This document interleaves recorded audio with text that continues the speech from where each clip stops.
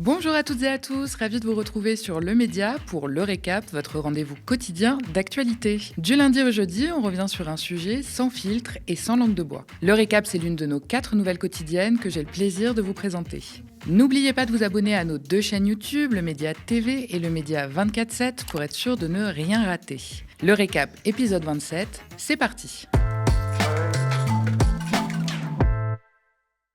Pierre Moscovici est de très mauvaise humeur. La gestion des finances publiques est calamiteuse, les comptes de l'État sont dans le rouge et le président de la Cour des comptes en a marre de prêcher dans le désert.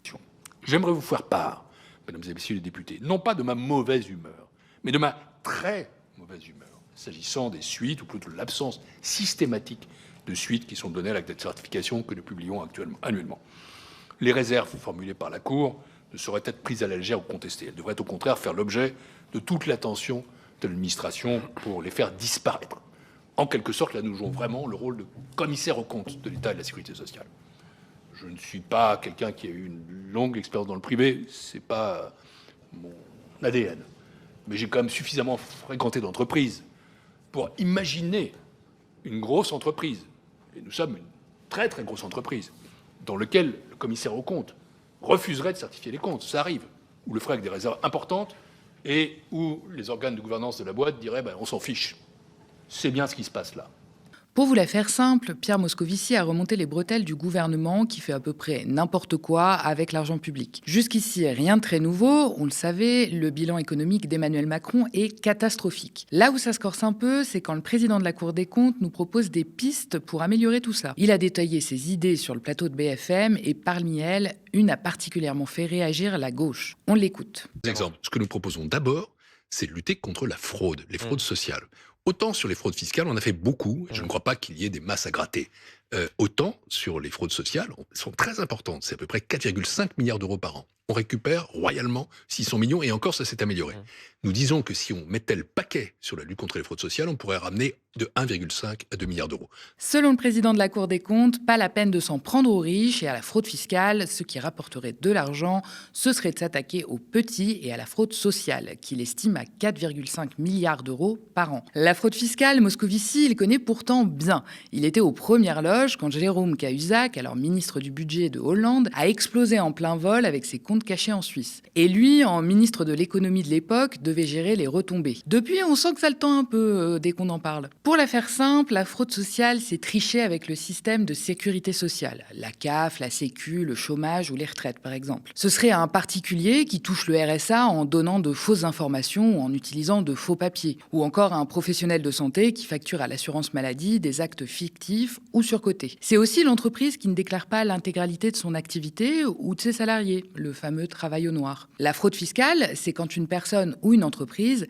triche pour payer moins d'impôts, voire pas du tout, alors qu'elle devrait. Ça peut être en cachant une partie de ses revenus, par exemple, un commerçant qui ne déclare pas l'argent payé en liquide, ou un riche qui dissimule une partie de sa fortune à l'étranger. Mais c'est aussi le recours à des sociétés écrans et des montages financiers complexes auxquels on recourt régulièrement les très grosses entreprises pour échapper à l'impôt en France. Et là, on parle évidemment de montants bien plus importants que ceux touchés par un allocataire malhonnête de la CAF. Sauf que selon Pierre Moscovici, la France aurait déjà fait beaucoup pour réduire la fraude fiscale. Et il n'y aurait pas des masses à gratter. Pourtant, les chiffres sont tenaces. Le journal Alternative économique estimait en 2023 la fraude fiscale bien supérieure à la fraude sociale. La fraude fiscale représenterait alors 80 à 100 milliards d'euros estimés, alors que la fraude sociale, dans tous ses différents aspects, dépasserait à peine les 10 milliards d'euros estimés, selon les calculs du journal. Précisons également que dans ce montant, la grande majorité de la fraude sociale vient des employeurs qui ne payent pas leurs cotisations à l'URSSAF. Donc pour résumer, la fraude fiscale coûterait environ 10 fois plus que la fraude sociale à l'État. L'argent est donc à aller chercher dans les poches des riches et des entreprises, pas dans celles des travailleurs et des précaires qui ne cessent de voir leurs aides réduites. Je vous propose de réécouter l'instant Porcher pour mieux comprendre. La fraude aux prestations sociales, celle dont on parle tout le temps, parce qu'on en parle beaucoup dans les médias, pas depuis le gouvernement Macron, depuis même le gouvernement Sarkozy et même sous François Hollande. C'est en fait la plus petite fraude. C'est rien du tout. Alors, bien sûr, là, les chiffres en estimation que tu as donnés, on parle de 2 milliards, mais 2 milliards sur l'ensemble des prestations, qui sont plus de 60 milliards. On est sur des bases, on doit être à 2% de fraude, 2-3% maximum en prenant une base large. 3% finalement de fraude sur l'ensemble des prestations sociales. On peut dire que c'est marginal, surtout que vous avez un recouvrement souvent de ces fraudes sur les 3 ans à venir. L'État arrive toujours à en récupérer, donc c'est des fraudes qui restent très marginales. Après, la fraude aux cotisations sociales, c'est-à-dire le travail non déclaré, là on passe déjà dans des chiffres qui sont de plusieurs milliards, et c'est autre chose, et ça il faut s'y attaquer. Et puis après, quand on parle de la fraude fiscale, avec dedans l'évasion fiscale, on a des chiffres qui sont en plusieurs dizaines de milliards. Donc il y a un narratif qui est beaucoup plus admis quand on parle de la prestation sociale, de ce pauvre qui tricherait. Par contre, quand on parle de l'évasion fiscale, on parle soit comme quelque chose qui est acquis ou qui est même compris, parce que ce sont des gens qui sont devenus riches et donc ils donnent déjà beaucoup d'argent. Et pourquoi ils donneraient plus d'argent? Mais quand on regarde finalement la pression fiscale, elle est beaucoup moins forte souvent que l'ensemble de la société. Donc il y a toujours cette volonté de taper sur le plus pauvre, avec cette idée que si on a décidé d'être chômeur, c'est un choix. Alors que si on a réussi, on se doit tout à soi-même et donc on n'a pas à contribuer au reste de la société. En France, les riches sont bichonnés. Macron, souvent étiqueté comme le président des riches, ne cesse de leur faire des cadeaux, notamment fiscaux. À peine arrivé au pouvoir, Macron a supprimé l'ISF, l'impôt sur la fortune, qui rapportait la bagatelle de 570 milliards d'euros à l'État. Depuis 2020, les 4 milliardaires français les plus riches et leurs familles ont vu leur fortune augmenter de 87%. En 20 ans, les 500 plus grandes fortunes de France ont augmenté de 1000 milliards d'euros et leur patrimoine de près de 10% par an. Pendant que les riches se gavent, la richesse accumulée de 90% des Français a baissé. En mars dernier, un rapport édifiant a été publié par l'association ATTAC, l'Observatoire de la justice fiscale et le Comité pour l'abolition des dettes illégitimes. Il fait état de 207 milliards d'euros de cadeaux fiscaux aux plus riches et aux grandes entreprises. Cette somme représente près d'un quart de l'augmentation de la dette sur cette période. En tout, depuis l'élection de Macron, les baisses d'impôts et de prélèvements représenteraient au moins 308 milliards d'euros de manque à gagner pour les finances publiques. Et plus la fortune est élevée, plus les cadeaux sont conséquents. L'économiste Lucas Chancel, sur le plateau de C'est ce soir, a été très clair. On l'écoute. Il est faux de dire que les ultra-riches en France payent trop d'impôts. Les études récentes sur le sujet sont très claires. Vous avez une différence entre le taux qui est affiché, c'est-à-dire le taux d'impôt supérieur sur le revenu qui est censé être de 45% par exemple, et le taux réel acquitté par les personnes qui ont plus de 100 millions d'euros de patrimoine ou qui gagnent des revenus considérables. Et en fait, si vous regardez les détails, le taux d'impôt acquitté par les milliardaires sur ce qu'on appelle leur revenu économique, c'est-à-dire l'ensemble des revenus qu'ils gagnent, est inférieur à 2%. Ça a été dit sur ce plateau il y a quelques mois, quelques années, par mon collègue notamment Gabriel Zucman. Il y a pas mal de travaux sur ces questions qui documentent ce fait de manière très claire. Pendant leur vie et au moment de la transmission à l'héritage, les ultra-riches payent un taux d'impôt extrêmement faible par rapport à la moyenne de la population. Son collègue économiste, Gabriel Zucman, est tout aussi formel. Pour lui, les milliardaires français ont un taux de prélèvement obligatoire inférieur à toutes les classes sociales en France. Il balaye aussi le mythe des riches qui quitteraient la France si l'idée nous venait de les taxer plus. On l'écoute sur France Inter. Les grandes fortunes françaises ne payent quasiment pas d'impôt sur le revenu, à tel point que si elles partaient toutes demain s'installer aux îles Caïmans, leur facture fiscale baisserait à peine. Les recettes fiscales de la France baisserait à peine, de l'ordre de 0,03% du PIB français. Aujourd'hui, tout prélèvement obligatoire confondu, si on va au-delà de juste l'impôt sur le revenu, mais qu'on ajoute la TVA, l'impôt sur les sociétés, etc., les milliardaires français ont un taux de prélèvement obligatoire qui est 2 fois plus faible que celui de toutes les autres catégories sociales, les classes moyennes, les classes populaires, les classes moyennes supérieures.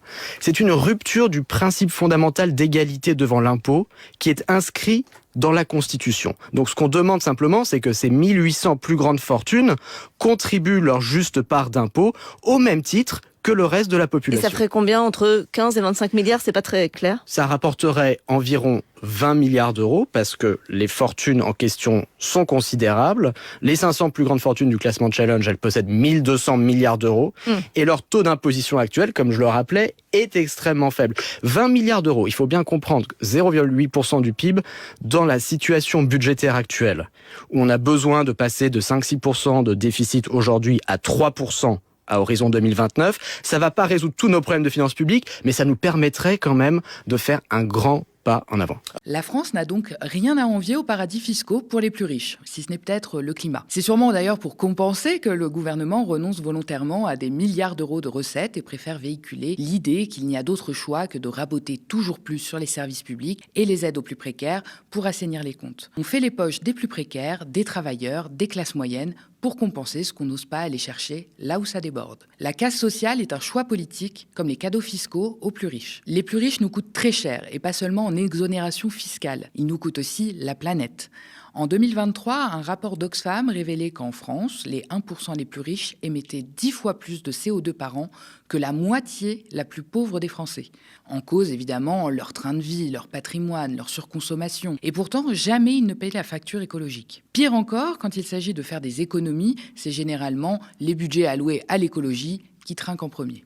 On connaissait les excès des ultra-riches, les trains de vie indécents, les trajets en jet privé, les yachts, les villas XXL. Mais visiblement, polluer la Terre ne suffit plus. Maintenant, les ultra-riches veulent aussi laisser leur empreinte dans l'espace. Hey, Flynn up there. Flynn, I gotcha. I gotcha, Flynn. Oh, the moon. You guys, I have to tell you, look at the moon. Look. Okay. Look at the moon. Oh my gosh. So much. Whoa, whoa, whoa. That's amazing. Oh my God. Il y a quelques jours, une poignée de milliardaires américaines, dont la chanteuse Katy Perry, ont décollé pour 11 minutes de tourisme spatial. 11 minutes pour un impact équivalent à 8 années d'émissions de CO2 par personne, d'après les estimations de l'IB. Au total, la somme des émissions directes et indirectes de ces vols pousserait le bilan à 429 tonnes de CO2 par passager. Pour vous donner une idée, c'est ce qu'émet un Français en 43 années. Pendant qu'on demande aux gens de baisser le chauffage et de manger moins de viande, d'autres brûlent la planète pour un selfie orbital. Symbole de la déconnexion de ces personnes, Katy Perry s'est vantée, avant de décoller, de faire cette expérience au profit de la magnifique Terre qu'il fallait protéger. Une déclaration lunaire que Marine Tondelier, la chef de file des écolos, n'a pas manqué de relever dans un tweet, soulignant qu'elle pouvait commencer par arrêter de faire la promo d'une boîte de tourisme spatial d'un milliardaire qui détruit la planète en question. Ce petit voyage en orbite est effectivement proposé par Jeff Bezos, le patron d'Amazon, via sa société Blue Origin, spécialisée dans le tourisme spatial. Alors c'est la nouvelle tendance chez les entrepreneurs milliardaires. Elon Musk est également sur le coup avec sa société SpaceX. Le capitalisme n'a vraiment aucune limite. Alors que la catastrophe écologique s'amplifie chaque jour, les plus aisés continuent de ravager la planète avec leurs caprices et leur mode de vie inconsidérés. Les riches ont tous les droits, le droit de détruire la planète au quotidien, le droit de s'affranchir de l'effort collectif pendant qu'on demande aux autres de faire des sacrifices. La vérité, c'est que les cartes sont truquées. Le jeu est pipé dès le départ. Quand tu es riche, tu fais ce que tu veux. Tu pollues, tu triches, tu planques ton argent. Tu seras toujours bien traité. Quand tu es pauvre, tout ce que tu touches est surveillé, contrôlé, soupçonné. Et le pire, c'est qu'on a fini par croire que c'était normal, qu'il n'y a pas d'alternative, qu'il faut choisir entre les aides sociales et une économie en faillite, entre des services publics et une dette qui explose. Mais c'est faux. Ce qu'il faut changer, ce ne sont pas les dépenses sociales, ce sont les règles du jeu, revoir les priorités, reprendre le pouvoir sur la finance, taxer les plus riches, lutter activement contre la fraude fiscale. Ce système n'est pas cassé, il fonctionne exactement comme il a été conçu, pour protéger les puissants et faire payer les autres. Et tant qu'on ne le remettra pas en cause, rien ne changera. On poursuit avec le reste de l'actualité, racontée et mise en image par Lydia Ménez, et on commence avec de nouvelles révélations dans l'affaire de l'abbé Pierre. Le Vatican était au courant des agissements de l'abbé Pierre, visé par des accusations d'agression sexuelle. C'est ce que révèlent les journalistes Marie-France Etchegoin et Laetitia Chérel dans le livre L'abbé Pierre, la fabrique d'un saint qui paraît aujourd'hui. On apprend que les archives du Saint-Siège font état de plusieurs signalements dès l'année 1955. Un clerc aurait en effet écrit le 25 octobre 1955 au Saint-Office pour dire qu'il savait que des choses immorales avaient été commises par l'abbé Pierre aux États-Unis, selon les autrices. Elle rapporte une procédure judiciaire entamée par l'organe de la curie romaine chargé de contrôler les mœurs et la foi des membres de l'Église, le Saint-Office, qui a été freiné par les évêques en France, vite refermé et enterré 2 ans plus tard, en 1957. Longtemps figure iconique de la défense des démunis, Henri Gouès, de son vrai nom, était visé fin janvier par 33 accusations de violences sexuelles, certaines émanant de personnes qui étaient des enfants au moment des faits présumés. Ces agressions sexuelles et viols, commis entre les années 1950 et 2000, ont été révélés dans 3 rapports depuis juillet 2024. On poursuit avec Haïti et la dette coloniale imposée par la France. Il y a 200 ans, le 17 avril 1825, une ordonnance du roi Charles X imposait une dette colossale de 150 millions de francs or en contrepartie de l'indépendance d'Haïti. À l'occasion du bicentenaire de cet événement, Emmanuel Macron doit reconnaître ce jeudi une forme d'injustice initiale imposée à Haïti et lancer un travail de mémoire avant de trancher une éventuelle réparation. Pour s'acquitter du montant, l'État haïtien se retrouve contraint d'emprunter à des banques françaises, réglant intérêts et commissions jusque dans les années 50. Au total, Haïti aurait versé 560 millions de dollars actuels, selon les calculs du New York Times dans une enquête publiée en 2022. Ce frein au développement, dès la naissance de la République haïtienne, correspondrait à un préjudice d'au moins 21 milliards de dollars. Sans ce retard, des spécialistes estiment que le pays le plus pauvre des Amériques aurait aujourd'hui une économie proche de celle de la République dominicaine. La Fondation pour la mémoire de l'esclavage parle de son côté d'un engrenage qui a entraîné Haïti dans une spirale de dépendance néocoloniale dont le pays ne parviendra jamais à s'extraire. On termine avec le bras de fer entre l'université d'Harvard et Donald Trump. La pression de Donald Trump sur la prestigieuse université américaine continue.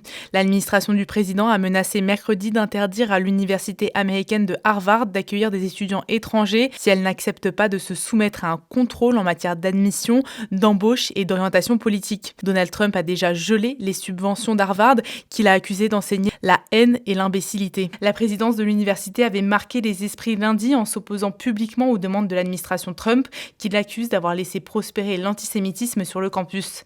Aucun gouvernement, quel que soit le parti au pouvoir, ne doit dicter aux universités privées ce qu'elles doivent enseigner, qui elles peuvent enrôler et embaucher, ni sur quelle matière elles peuvent mener des recherches, avait cinglé le président de Harvard, Alan Garber, faisant valoir son indépendance et ses droits garantis par la Constitution.